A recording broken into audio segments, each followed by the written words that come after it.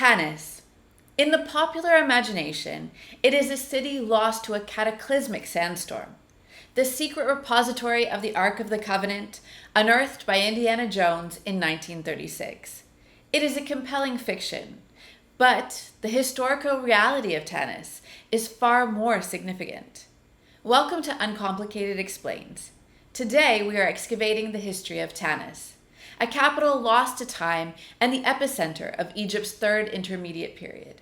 The Third Intermediate Period, often seen as a poor afterthought to the New Kingdom, with kings Tutankhamun and Ramses the Great. Oh, don't talk to me about Ramesses the so-called Great. Egomaniac, construction magnate, and a military fantasist. Sound familiar, Donald? Thebes was in decline. Another city was needed. The story of Tanis begins with the decline of the New Kingdom around the 11th century BCE. Egypt fractured, initiating the Third Intermediate Period. This political shift was compounded by a critical environmental change in the Nile Delta. The magnificent Ramesside capital, Pi-Ramesses, was dependent on the Pelusiac branch of the Nile. But around 1060 BCE, this branch began to silt up. The harbor became unusable. The city dried up. And the newly established 21st dynasty required a new center of power. This new city was located on the active Tanitic branch that gave its name to the city. The city would be known as Tanis. The new rulers needed more than a strategic location. They needed legitimacy over a divided land. Upper Egypt was controlled by the high priest of Amun at Thebes. To assert their authority, the Tanite kings embarked on an extraordinary project of appropriation. Cultural appropriation? Disgusting! They should be cancelled! What do you know about cultural appropriation, Colin? What do I know about cultural appropriation? 3 HR intervention courses, 2 written warnings, and 1 word that I can never say again.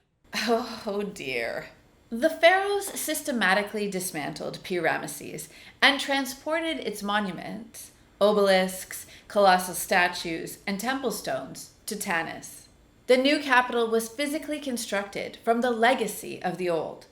They also mirrored the religious layout of Thebes, constructing a massive temple complex dedicated to the Theban triad of Amun, Mut, and Khonsu. Tanis became the Thebes of the north.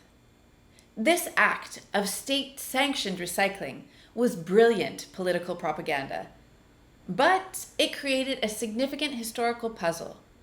When early archaeologists excavated Tanis, they found an overwhelming amount of Ramesside statuary, leading them to believe that they had found Pi-Ramesses itself. What? Ramesses peed himself? I peed myself in the most beautiful way. No one has ever peed themselves so goodly. No, the city of Pi-Ramesses itself. This confusion obscured the true identity of Tanis for decades. A lost city, hidden, confused, identifying as another city. It wasn't until the 1960s that the mystery was solved. Pi-Ramesses was a completely different city, located in a different place. What was initially found was Tanis, not Pi-Ramesses. It was the allure of discovery that drew the focus of French Egyptologist Pierre Montet.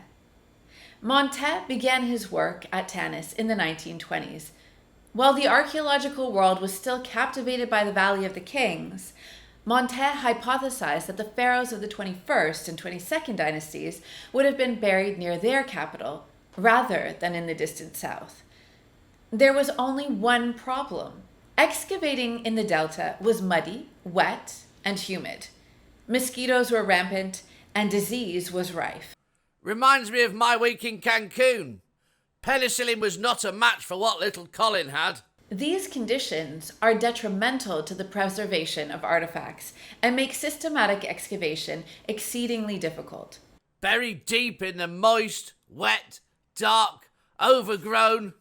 Again, it reminds me of Cancun. Montet persisted for over a decade, painstakingly mapping the vast temple complex. However, he still did not find the jewel in the crown. Again, reminds me of Cancun. He remained confident, but unfortunately, time was not on his side. By 1939, the geopolitical situation in Europe was deteriorating rapidly. The Nazis were coming for Tanis, and Indy would save them. Not exactly. Montaigne understood that the outbreak of war would force him to stop his excavations. The dig became a race against time. He had to succeed. The turning point came in 1939. Oh, I know this one. Hitler invaded Poundland. No, sorry, Poland. Yes, but more importantly to our story, Montaigne's team found what they were looking for. A lost pack of Imodium? No. After decades of torturous labor and tough conditions, they had finally found a tomb. But this was not any tomb. This one was special. This one changed the whole understanding of Egyptian history. Unlike the Valley of the Kings, in which most of the tombs had succumbed to tomb robbers, this one was an Egyptologist's holy grail. Wrong Indiana Jones, sister. Well, at least you didn't mention the crystal skull. Never mention the crystal skull. Several burials within this complex were found, and they were intact. The archaeologists couldn't believe it. The greatest prize in archaeology, an undisturbed royal tomb. No one had seen it since it was walled up shortly after the king's death, and they were seeing its treasures for the first time. Well, what did they see? Tell me! Shoshenq lay undisturbed and peaceful as he had for the last 3,000 years. He was encased in 3 layers. The outer sarcophagus was pink granite, notably usurped from the 19th dynasty pharaoh Merneptah. By usurped, you mean stolen, don't you? Yep. Underneath this layer was a brilliant shining black granite coffin, which, in turn, contained the inner coffin. And now, a word from our sponsors. We don't have sponsors, but if you could subscribe, like, and comment on what you would like us to look at next, then get involved in our small but growing community. The inner coffin was the most spectacular yet. It was made of solid silver. This discovery was unprecedented. In ancient Egypt, gold was considered the flesh of the gods and was relatively abundant. Silver, however, had to be imported from Western Asia. It was therefore much rarer and more luxurious, and thus more expensive. The mummy was adorned with a magnificent solid gold death mask and elaborate jewelry. One bracelet was inscribed with the words, "The king, the lord of the 2 lands, the first prophet of Amun-Ra, king of the gods, son of Ra, Shoshenq, beloved of Amun." Father to a murdered son. Husband to a murdered wife. Wrong historical period, Colin. The presence of such immense wealth, particularly the silver, immediately challenged the prevailing assumption that the Third Intermediate Period was an era of poverty and decline. It demonstrated that the Tanite kings commanded significant resources and extensive international trade networks. Montaigne's discoveries continued. He discovered the intact burials of Amenemope and the previously unknown Shoshenq II, who was interred in a remarkable falcon-headed silver coffin. Montaigne had achieved something extraordinary, the discovery of multiple undisturbed royal burials. He had uncovered what was undoubtedly one of the most significant discoveries in Egyptology. Yet, his name remains almost lost to history. If the treasures of Tanis rivaled those of Tutankhamun, why are Shoshenq and Shoshenq not household names? Howard Carter discovered Tutankhamun in 1922, a time of relative peace and a burgeoning global media landscape which was obsessed with Egyptomania. But Montaigne's discovery occurred in 1939. Within months, the Second World War erupted, so the discovery received minimal press coverage. History is written by the victors, and the ancient Egyptians weren't in this war. The details were published quietly in academic journals, and the treasures were relegated to a quiet section of the Cairo Museum. People were more interested in tanks than tombs, in munitions than mummies, invasions than excavations. Precisely. So, Tanis faded into obscurity until 1981, when Raiders of the Lost Ark resurrected the city's name, but not its history. The filmmakers needed a plausible location for the Ark of the Covenant, and they found a tenuous yet crucial historical link. The Hebrew Bible mentions that a pharaoh named Shishak sacked the Temple of Solomon in Jerusalem. Historians generally identify Shishak with Shoshenq I, the founder of the 22nd dynasty, who ruled from Tanis. The film makes the highly speculative leap that Shoshenq I captured the Ark and brought it to his capital. But maybe, just maybe, he did? No, he didn't. And this isn't the History Channel. This connection provided the necessary veneer of authenticity for the film's narrative. However, the cinematic portrayal of Tanis diverges completely from archaeological reality. What? So there is no map room, no tiny little models hiding the location of the hidden treasure? Well, I've been lied to about the number of secret treasure maps and the dangers of quicksand. In the film, Tanis is destroyed by a sudden, cataclysmic sandstorm around 980 BCE. In reality, the city experienced a slow decline due to the continued silting of the Nile and shifting political centers, eventually being abandoned in the Roman era.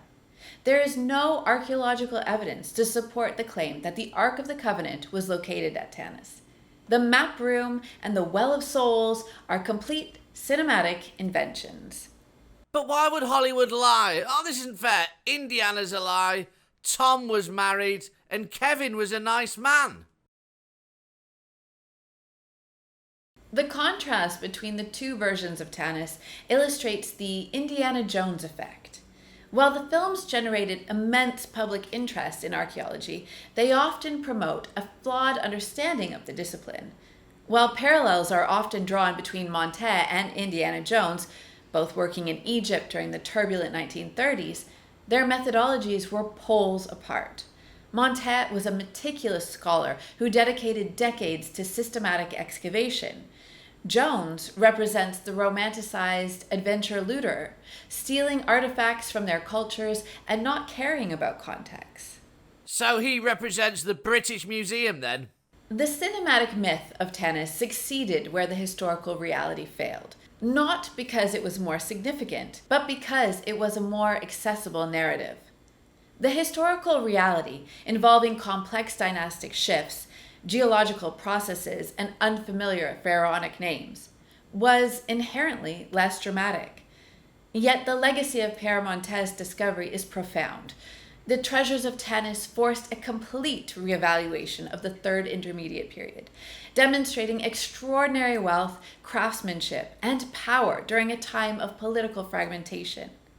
Furthermore, the story of Tanis is ongoing. Modern techniques such as satellite archaeology, pioneered by researchers like Dr. Sarah Parcak, have revealed a vast urban landscape hidden beneath the sands. Infrared imagery shows a dense network of streets, residences, and potential tombs, indicating that the city was far larger than previously understood. So a possibility of more loot? Endless, priceless artifacts? Historically and culturally significant objects that can add to our modern understanding and interpretation of past civilizations. Exactly. The two cities of Tanis, the historical capital and the cinematic legend, offer a stark lesson in how cultural memory is formed. While the myth captured the public imagination, the real Tanis reveals a complex, sophisticated chapter of ancient history. It is a testament to the fact that the true story of the past, patiently unearthed from the mud of the Delta, is ultimately richer and more rewarding than any fiction. Thank you for joining Uncomplicated Explains. If you enjoyed this exploration of ancient Egypt, please subscribe for more detailed historical analysis. Join our little community and comment on what you would like us to investigate on Uncomplicated Explains. Right, I'm off to bury my secret treasures and hope nobody ever finds them. Bye-bye!